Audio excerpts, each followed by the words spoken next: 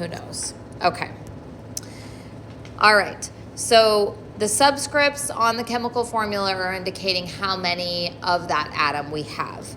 So the C2H6 here, I'll just draw it out because I think when we represent it visually, it's maybe a little bit easier to understand that we have, I put a double bond in there and that should just be a single bond in this instance.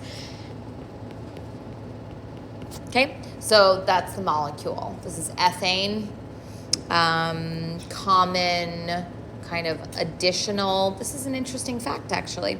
So when you pull natural gas out of the ground, the vast majority of it is methane, which is this.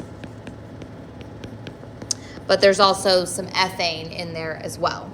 Pennsylvania has a particularly high concentration of ethane in the natural gas that's pulled out of the ground here.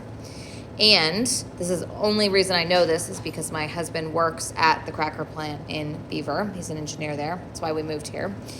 The reason why they built the cracker plant here is because they use the ethane and turn it into ethene and then turn that into polyethylene, which is plastic. So the reason why it's built here in Pennsylvania is because they're taking advantage of the fact that there's already a lot of ethane in the natural gas that comes out of the ground. There's your applied chemistry lesson for today. Okay, so in this reaction, get rid of the methane since it's not involved here, we've got solid carbon, and there are two. I'm going to start by talking about this in terms of atoms and molecules. Know that this will also apply to moles of atoms and molecules, these coefficients, the numbers in front. But right now, let's just talk about it in terms of atoms and molecules. So there's 2 carbon atoms, and then there's 3 hydrogen molecules. Don't forget that hydrogen is one of the diatomics, one of the 7 diatomics. So when it's by itself, not when it's in a compound, but when it's by itself, it comes in pairs.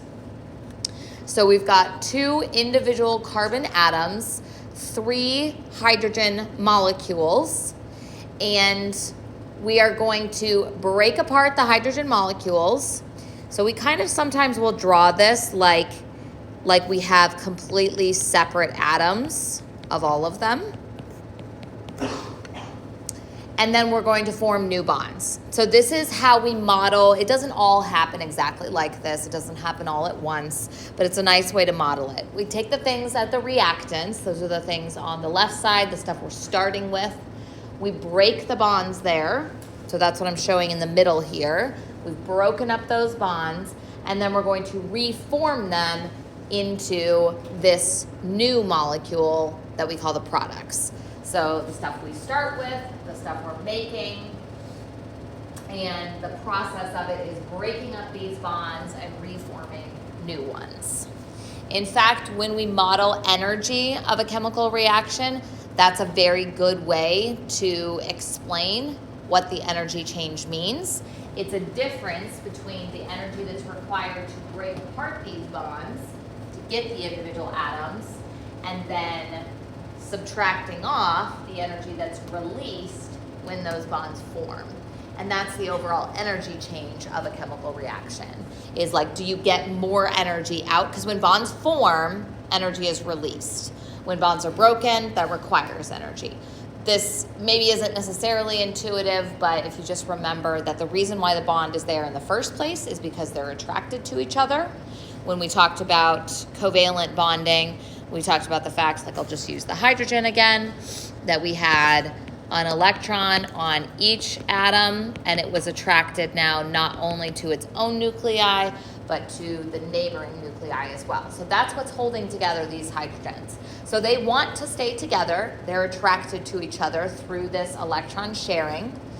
And so when we break them apart, that takes energy. So the process of breaking apart the atoms requires energy. And then when we form the bonds, the new bonds on the product side, that releases energy. And so if you release more than you took to break up the bonds, then the overall chemical reaction would be releasing energy. Okay? All right, so the way that we summarize this process is with a balanced chemical equation. What do I mean by balanced?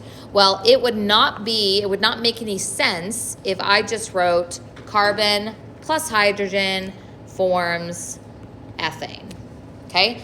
That doesn't make any sense because I only have an individual carbon atom, 2 hydrogen atoms in that one molecule, and then I'm saying that the product is composed of 2 carbons and 6 hydrogens. So it's like I'm acting like I'm creating carbons and hydrogens, and that's, we can't create matter, okay?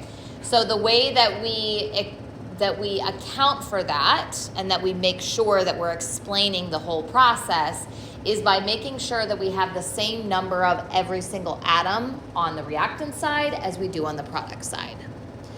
So we are going to go through the process of balancing an equation, which all we're doing is properly explaining what's going on. So for example, if I said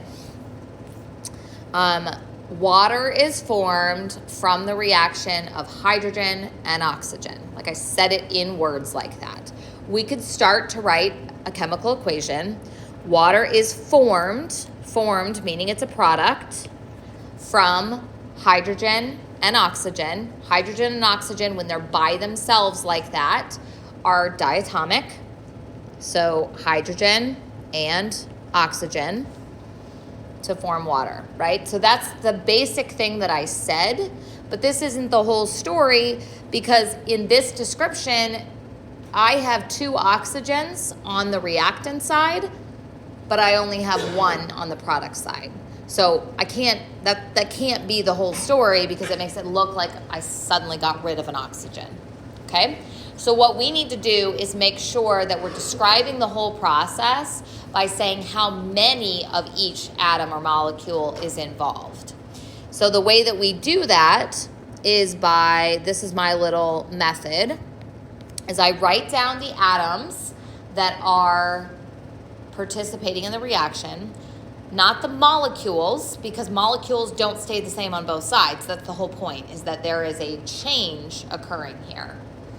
So I write down the atoms, the elements that occur on both sides, and I write down how many there are as I've written it out.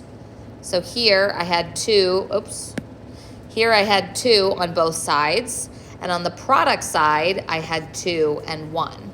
And then I'm going to change the numbers in front of those molecules. In this case, there's no individual atoms in the chemical equation, there's just molecules. So I'm going to change the numbers in front and see how that affects the number of atoms of each type in order to make them the same. So when there's a number in front, just like we saw in this example, the number in front means you have that many of this whole thing. So 3H2 means H2, H2, H2, okay? The subscript tells you they're bonded. So H2 means 2 hydrogens that are bonded together. The coefficient means you have 3 of those things. Okay, so be clear of that distinction.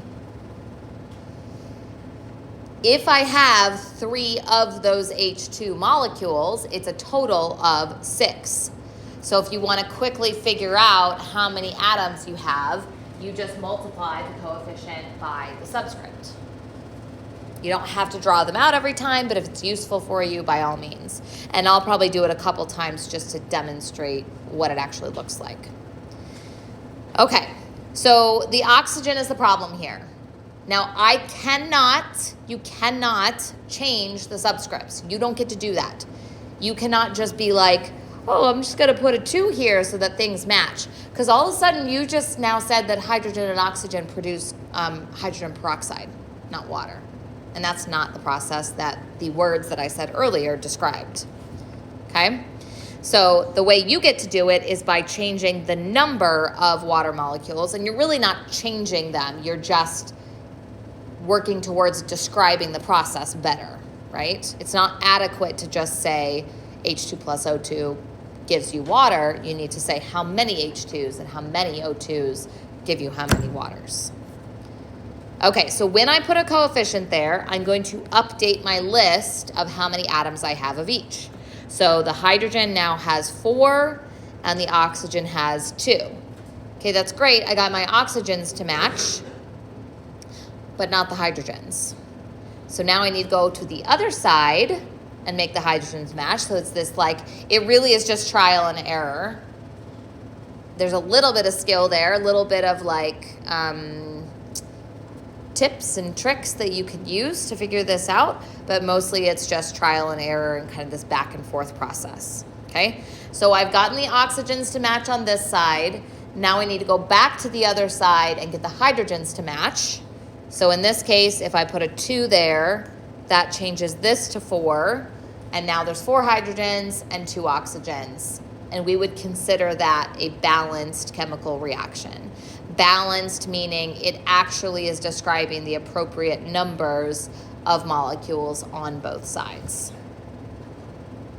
So what that physically looks like is 2 hydrogen molecules, 1 oxygen molecule, and those bonds get broken and reformed into 2 water molecules.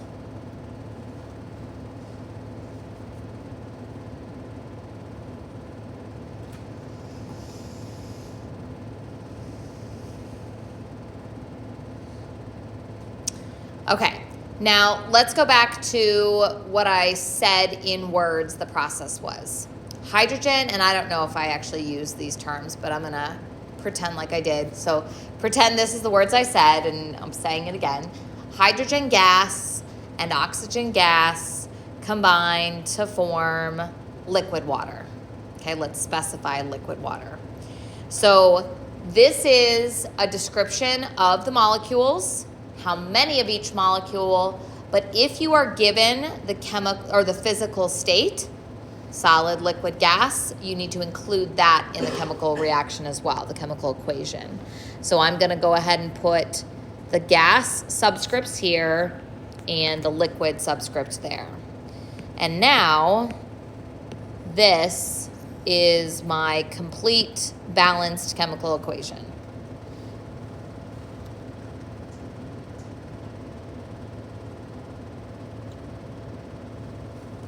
All right. The one physical state that we didn't include in that particular example, but also that we maybe haven't talked about a lot, is aqueous. So aqueous means dissolved in water. Aqueous like agua, water. So this is usually a liquid or a solid ionic compound, often, sometimes covalent, but it's some kind of liquid or solid that's been dissolved into water. In fact, it can be a gas too, like carbon dioxide gas dissolved into water. That's, carbonated water, soda. Okay. All right. So a couple, and did I include... Oh, see, did I take those away? I think I might have taken those other reaction types away, and maybe I'll reintroduce them. An incredibly common type of chemical reaction is a combustion reaction. So it's so common that you will see questions all the time on the homework from me that say,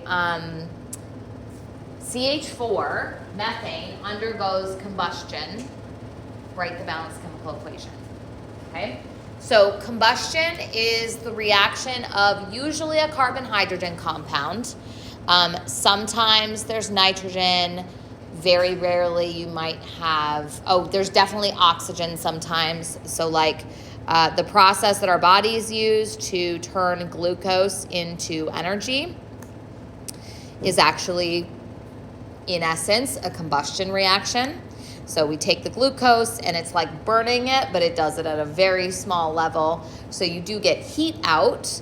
if you've ever like had a huge meal like Thanksgiving or something and you just feel like so hot, there actually is heat being produced. It's just usually, unless we're overeating, usually we use that heat up. We use that energy up before it's just given off as heat. Okay, so inside of our bodies, it's like a little teeny tiny combustion reaction. Methane, so this, like I said, is the main component of natural gas. So CH4, burning, combustion is burning with oxygen, and then all of the components of the thing that's burning get combined with oxygen. So when carbon combines with oxygen, it usually forms CO2. When hydrogen combines with oxygen, you get water. When you have a compound that includes oxygen, that will also contribute to the oxygen in the carbon dioxide and water. In fact, maybe we'll do this one as like an example a little bit later. It's a little bit more complicated. I'll put it into words and let you guys write it out that way. For now, though, the straightforward, easiest example of combustion is methane. Again, main component of natural gas. You turn on your stove, if it's a gas stove, or like our water heater runs off gas, our fireplace runs off gas, our furnace runs off gas, right? It's mostly methane that it's burning. So it reacts with oxygen, produces carbon dioxide and water. So, this is the greenhouse gas, carbon dioxide. So when people talk about the warming nature of burning fossil fuels, that's what we're talking about, is carbon dioxide produced from combustion of carbon and hydrogen compounds. Okay, so let's look at this and see if this is the appropriate balanced chemical reaction if we have the right number of atoms on both sides. So we've written down the process of methane reacting with oxygen. So again, if it's just carbon and hydrogen or even carbon, hydrogen, and oxygen in a combustion reaction, it's burning in the presence of oxygen and forming CO2 and water, okay? If you had nitrogen in there, you would also form a nitrogen-oxygen compound, but we'll probably not do any of those examples. All right, so when we just write out the molecules, we have 1 carbon, 4 hydrogens, and 2 oxygens. But on this side, we have 1 carbon, 2 hydrogens, and actually 1, 2, 3 oxygens. So it doesn't matter what molecule they're coming from, you have to have the same number of them on both sides.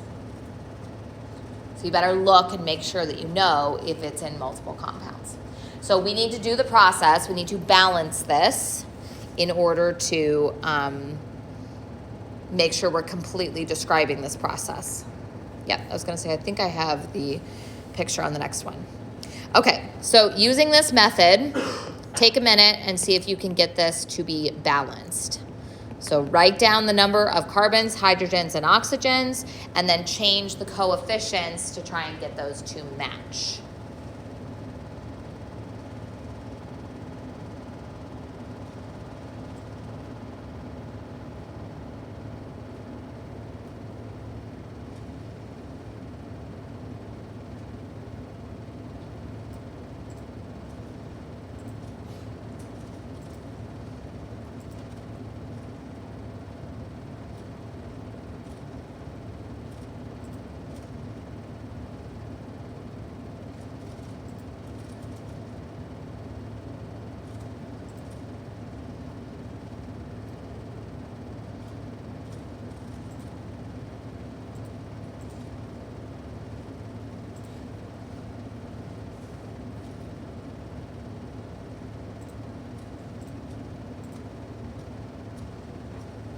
And I'm going to go grab the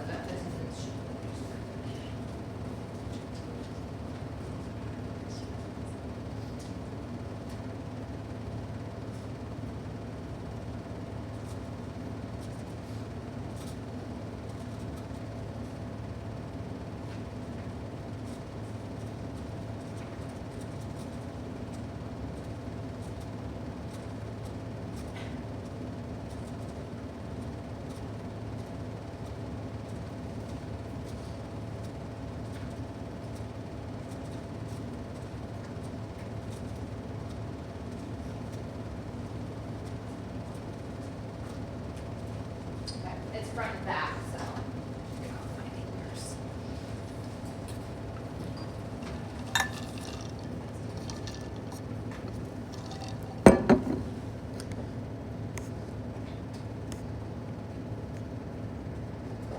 Oh my gosh, I just realized it's already balanced. Anybody else see that? I should have noticed that if there's coefficients, they probably already did it for us. Okay, that was dumb. Oh well, at least I got that taken care of. So they've already balanced it. Let's kind of erase these and work through the process. So we already know what the answer is, but let's just kind of pretend like we don't. So if it was this way, there would have been 4 of these and 2 of those. 1 carbon, 2 hydrogens, and 3 oxygens. So the first trick that I would tell you is if you have a element that occurs in multiple compounds, so for example, oxygen occurs in 2 compounds on the same side. It's always going to occur in multiple, 1 on each side.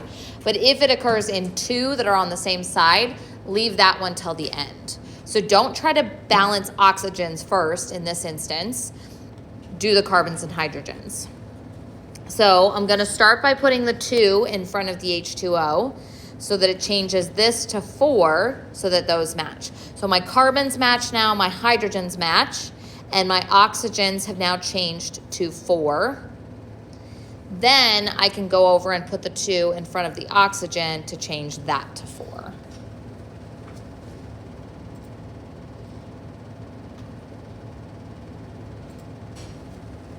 So now, like they've shown you in this, we call it space filling model. So there's Lewis structures, which is what I was drawing for you guys before. You'll learn how to draw those at the beginning of next semester, if you're going to be there with me. So this is a Lewis structure. If you see the the like round ball looking things with lines, that's a ball and stick model. This is a space filling model. Okay, so they've color coded these. You can see there's 1 black on each side. There's 4 reds on each side and 4 whites. The whites are the hydrogens.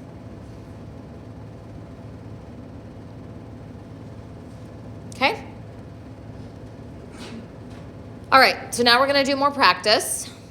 These ones you actually do get to practice. So let's take a few minutes. We'll do these a slide at a time. So I'm going to give you enough time to hopefully do all of these.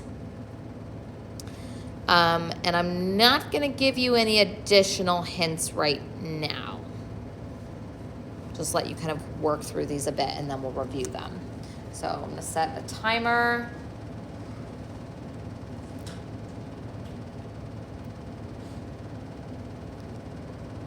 We'll give those a try.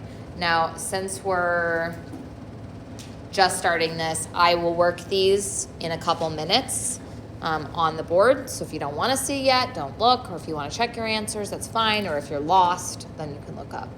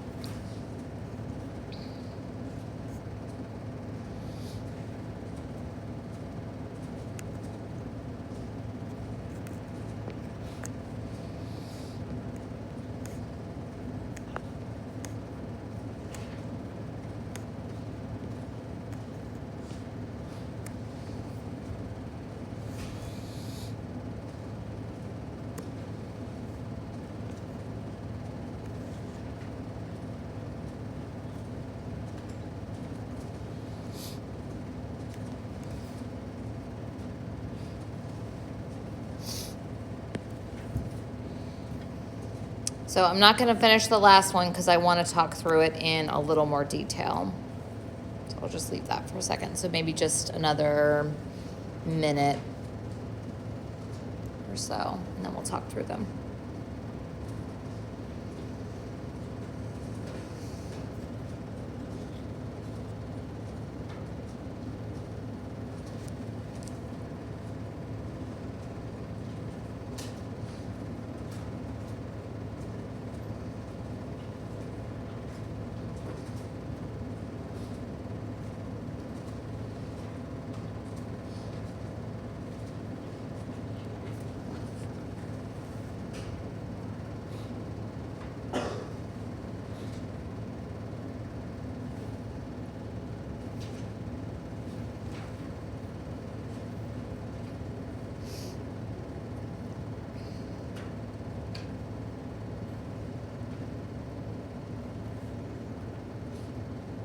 Okay, so if you're not done with the last one, it's okay.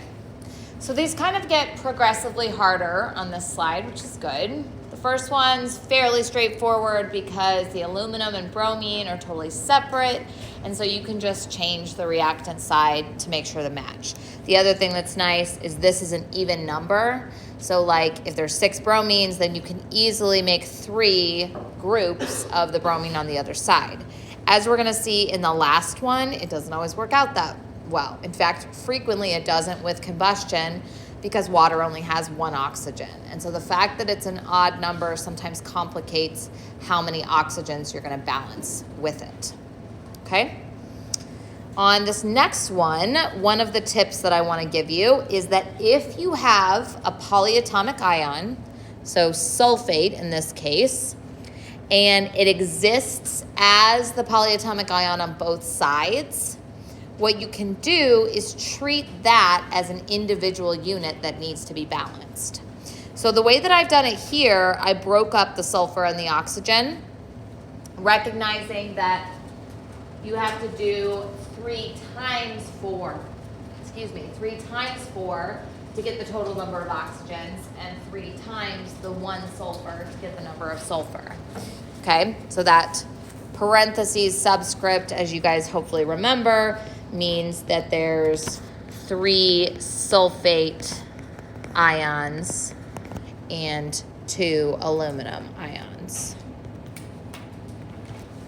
Okay, so what we can do, I'm going to do in the red, the alternative way, is we can just treat sulfate as a unit. Obviously, it's not an element, but if it exists as sulfate on both sides, there will be the same number of sulfates, and it can make it really a lot easier. So if I were to do it that way, let me erase the coefficients that I put in there. I would say 1 aluminum, 2 hydrogens, and 1 sulfate. And on this side, 2 aluminums, 2 hydrogens, and 3 sulfates. So then it makes it really simple because all I have to do is say, okay, I need to balance the aluminums. Good, that one's done. I need to balance the sulfates. So I put a 3 in front to get 3 sulfates, right? Yes, that changed my hydrogen, so I need to go over and do that as well. So that's another useful trick that you can use. So we've talked about don't deal with an element that exists in 2 different compounds on a given side until the very end. So that's tip number 1. If there's a polyatomic ion that exists as that polyatomic ion on both sides, treat that as a unit. And then the last tip that we're going to look at on this one is what to do when you end up with an odd number of oxygens. Yeah, sorry. Back to the sulfate one. Yeah, the sulfate one just said treat sulfate as a Or as a unit, yeah. what if there's also sulfur or oxygen? Yeah, so this is a good point. So he's saying, like, what if you also had oxygen on this side? So in that instance, it's gonna get a little bit complicated. There's kind of 2 ways you could do it. You could go back to the old method, or you could talk about the oxygens that exist that aren't part of sulfate. So we could say 2 oxygens here. Now, if that was the case, you would have to have two different compounds that had oxygen on both sides. Because just the way that reactions work, if you've got sulfate on both sides, they're going to balance out the overall number of sulfates. That was a great question. Okay, so I started this one and then kind of stopped halfway once I saw that it was a good example of this odd thing. So I started with 4 carbons, 10 hydrogens, and 2 oxygens. I wanted to balance out my carbons, so I put a 4 in front of the CO2. And then I wanted to do the hydrogens, so I put not a 2, a 5 in front of the water. So now my carbons and hydrogens are done, and I have to deal with oxygens. Well, I've got 8 oxygens coming from this compound, and I've got 5 coming from this compound. So now I've got a total of 13. Oh, I should write it here. 13 that I need to get. Well, I can't put a number in front of here that when multiplied by 2 gives me 13, right? That would be, it has to be a whole number. Maybe I didn't specify that to be very clear. It has to be a whole number. So I could put 6.5, but I'm not allowed to do that. It has to be a whole number. And so the easiest way to do this is put the half, put 6.5, and then just go through and multiply everything by 2. So I'm gonna say instead of 1, this is 2. Instead of 6.5, this is gonna be 13. Instead of 4, this is gonna be 8. I feel like I should be doing this in a different color.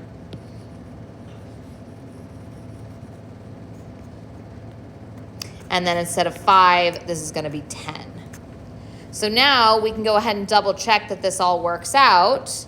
We've got, I'll do this in red. We've got 8 carbons, 4 times 2. We've got 20 hydrogens, and we've got 26 oxygens. Then on the other side, 8 carbons. Let's see, we put a 10 there, 20 oxygens, and a total of 8 times 2, or 16, plus 10 times 1, 26 oxygens. So go ahead and put the half in order to make the correct number, but then multiply everything through so that you have whole numbers everywhere. And it's never going to be more complicated than just multiplying by 2. It's not going to be like, oh, I have to multiply by 1/3 and then multiply everything by 3. It's not really going to happen. Yep. So in this situation, you always multiply by 2? Yep, because you can't have half as your coefficient.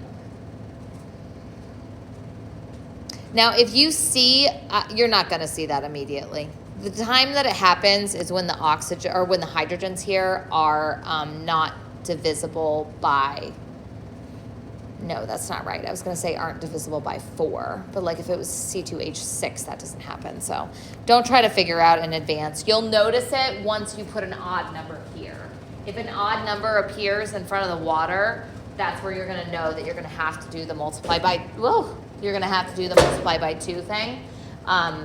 But I would just go through and say, okay, all the way till the oxygens, and say I need 13 oxygens. The only way to get that is by multiplying by 6.5.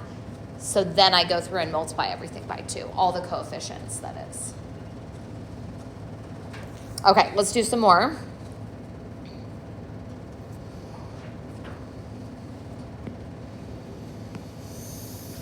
Same thing, I'll give you a few minutes and then I'll start working it and then just check answers.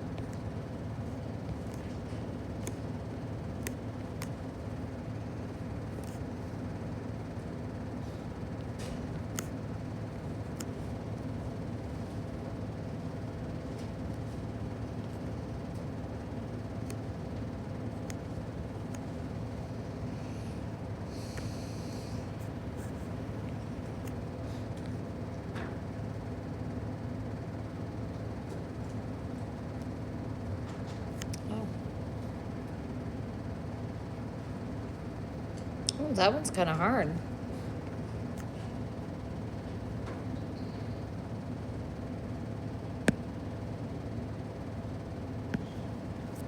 So I'm just gonna switch colors in this second one so you can see, and maybe I'll just kind of point it out now if you want to watch. So I put the 3 in front of the lead to balance that. And then I got that there were 6 nitrates. But then I think I went on to the sodium and balanced that one first to get 3 of those. And then quickly realized that that was going to throw off my nitrates now. Like I didn't have enough there. So I had to do a second round and get 6 and 6. But now that's throwing off my sodiums on the other side. So I have to come put 2 over there. But that's actually good because now it updates my phosphates. So hopefully you guys can tell just from like watching me do some that there is this back and forth, and it might take you 3 or even 4 iterations to get to the correct balancing. Oh, I must have picked out these examples like intentionally really well. I use them, multiple years in a row, so sometimes I forget the notes, that is. So in this one, I could keep the nitrate and the phosphate together because they appear both nitrate, nitrate, phosphate, phosphate on both sides. In the last one, we do have NH4, which is a polyatomic ion, but it doesn't appear as NH4 on this side. Same thing, we have dichromate, which is a polyatomic ion, but it does not appear as that on this side. So I have to separate those out.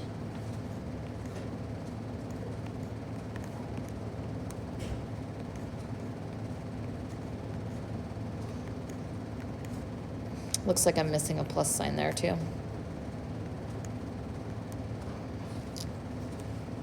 Okay, so this one looks a little bit messy to me starting off. When I'm just running through, I'm like, yeah, I could do the hydrogens, but like maybe I want to pay attention to the chromium first. Oh, that one's already balanced, so that's not useful. Okay, so I'll go ahead and do the hydrogens. 4 there, so that changes this to 8. And my nitrogens are still good, and my oxygens update to 3 and 7. Oh, that was a lot easier than I thought it was going to be. Never can tell. All right, so we'll see. Maybe we'll start with the next page as kind of a warm-up for next class. Have a good weekend.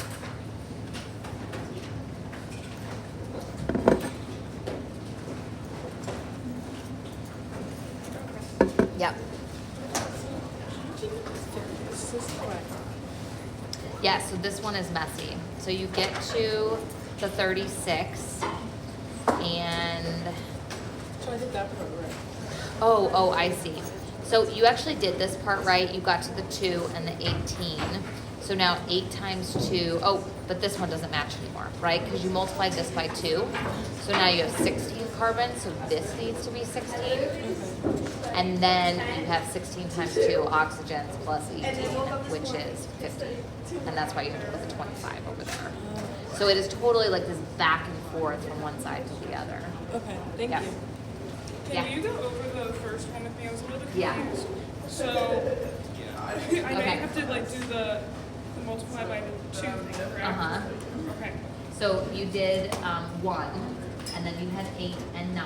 So once I saw that that was an odd number, I knew, and you could do this as like 2 is 16, oops, sorry. No, you're fine. And then 9 is 25, and then you're like, well, I can't have 25 times 2, you know, can't get that times 2.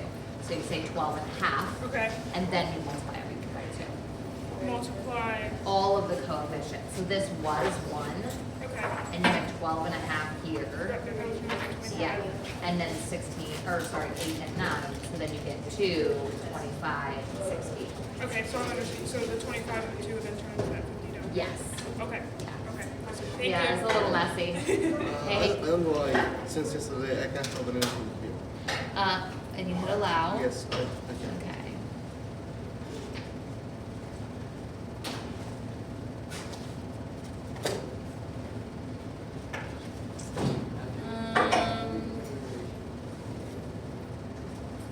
Do you mind if I just close the browser and Yeah. open it back up?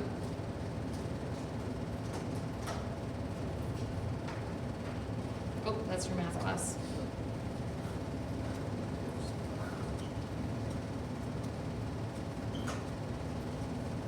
Yeah, this is supposed to. Okay. Sign in and try again. Okay, I would say let's go back to your courses and then sign out of here because it's not even showing up as you being logged in. So go ahead and do it if you have time, just like do it here and sign in and let's check and see if that's the issue. I just had a question because I was looking at the feeds Yeah, and it came for like the practice. I know everyone's like, it looks like it is. It's not. If you click on the thing, like when you go to your grades and you click show calculation, and you can do it here if you want, I can just show it to you. But if you log in Pearson, you click on grades and you click show calculation, it'll say like practice exam or it's like help because that's what the optional is included, and it'll say 0% contribution. Okay. Yeah, no, because I looked up because I was looking on Black. Oh no, Blackboard's Yeah, never that's accurate. fine. Okay. Yep, Yeah, good. yep. Okay. Don't freak out. Yeah, because I. Everyone always says that. Don't freak out.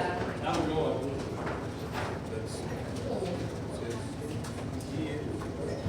Uh-huh. Oh, okay. What's your last name? Okay, hang on one second. I was making changes to people who have dropped the class, and I wonder if I accidentally took you off for some reason. So let me go back and check that. Ooh, yeah, there's like a lot that are Shaker? Yeah. Okay. Yeah, it's saying inactive for, oh, that's why. So it says that you didn't opt into the book bundle and then not yet paid to Pearson. So my guess is you were on a trial thing for 2 weeks. No, I did pay it for it. So if you paid Pearson directly, I would contact them I because, paid for or you paid for the book bundle. the bookstore. Okay, then you want to contact the bookstore people. Oh, okay. So if you go to Blackboard, it's gonna make me sign in. If you go to Blackboard and you go to our course, there's a link at the very beginning, because like we don't use Blackboard at all, but it says course support. That will take you to the people that figure out the connection between the bookstore and Pearson. Oh. So you could either call the bookstore directly or you could use that course support link. But I'm wondering if you're not the only one, because I had 123 and now there's 113. Oh, okay. Is that maybe what yours is? Okay, let me check your name on here as well. It's inactive. It says inactive? Okay, so did you opt into the book bundle? Yes. Okay. No, not in the book bundle. Not the book bundle, you did them separately. Okay, you're sure? Yes. Because that's weird that if you did the book bundle and you didn't, and you're both having issues. That makes No, sense. I paid for the bookstore. So Yeah. I go to the bookstore and I pay for the. Oh, you just did do the book. bookstore. Yes. Okay, yeah, okay, that makes more sense then. So my guess is the issue on the bookstore end. I'll send them an email and say, I've got multiple students who have all of a sudden been kicked out.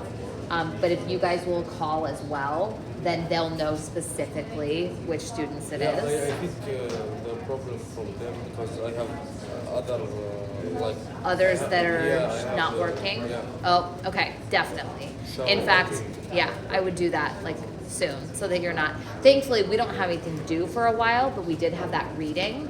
So if you weren't able to do that, once you get it figured out, then send me an email and I can open the assignment back up and take off any late Sounds points. good. So, Yeah. okay, Thank good. you. Sorry. Thank you. Technology, it's so annoying.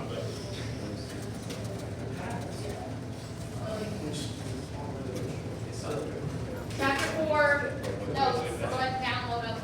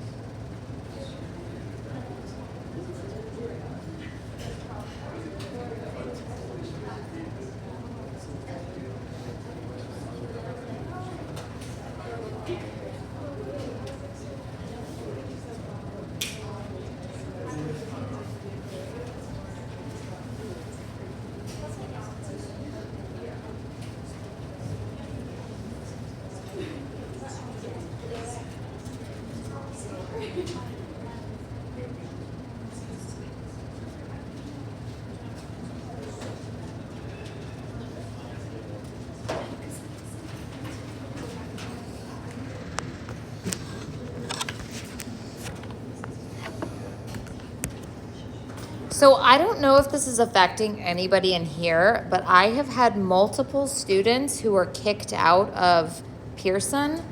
And when I look, it's like something with the bookstore. Like they paid for the book bundle, but then it's like it turned it off or something.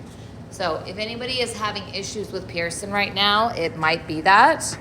I'm going to send an email to the bookstore, but I would also suggest you sending one if you're having that problem so that they know specifically, you know, the student that it is.